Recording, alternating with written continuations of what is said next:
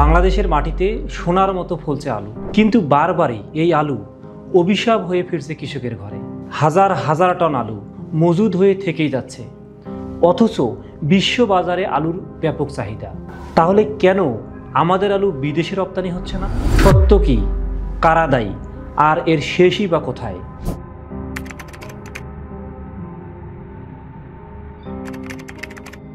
বাংলাদেশ বিশ্বের শীর্ষ 10 আলু উৎপাদক দেশের মধ্যে অন্যতম। দেশের বার্ষিক উৎপাদন প্রায় 1 কোটি টন, অথচ রপ্তানি মাত্র 1 থেকে 2 লাখ টন।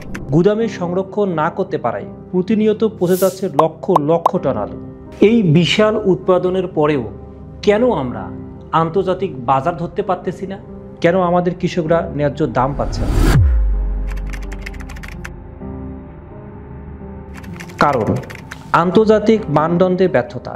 বিদেশি বাজারে আলুর নির্দিষ্ট মান প্রয়োজন, যা আমাদের অধিকাংশ আলু পূরণ করতে পারে না।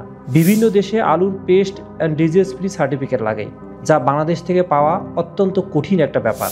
ডায়ানশিপ ও ব্রাউন রট রোগ ধরা পড়ায় প্রতিনিয়ত রপ্তানিতে বাধা আসতেছে আলুর ক্ষেত্রে।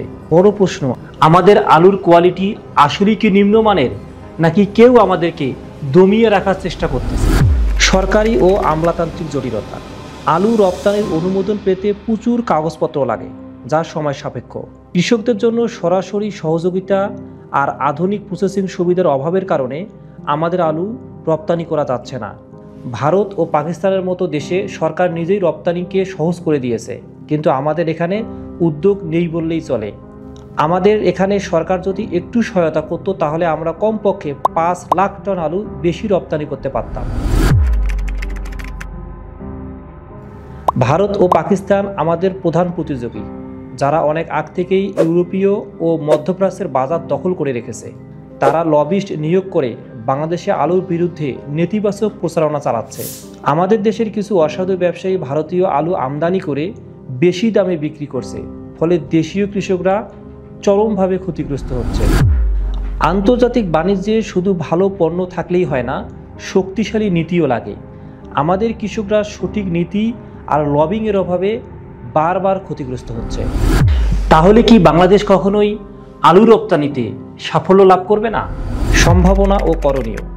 আন্তর্জাতিক মানদণ্ড অনুযায়ী আলুর চাষ এবং সংরক্ষণ ব্যবস্থা।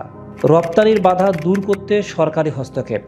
রাশিয়া, মধ্যপ্রাচ্য এবং আফ্রিকার মধ্যে নতুন বাজার খোঁজা। আধুনিক স্টোরেজ ব্যবস্থা আর প্রসেসিং প্ল্যান্ট তৈরি করা। সমাধান আছে, সম্ভাবনা আছে, শুধু দরকার সঠিক পরিকল্পনা আর সঠিক উদ্যোগ। তাহলে হয়তো একদিন বাংলাদেশ হবে বিশ্বের অন্যতম আলু উৎপাদনকারী দেশ। সত্য কখনোই চাপা থাকে না, সময়ের সাথে সাথে সত্য সব সময় সামনে চলে আসে। আমরা কি পারবো আমাদের আলুকে বিশ্ব বাজারে নিয়ে যেতে, নাকি এই অভিশাপ যুগের পর যুগ চলতেই থাকবে?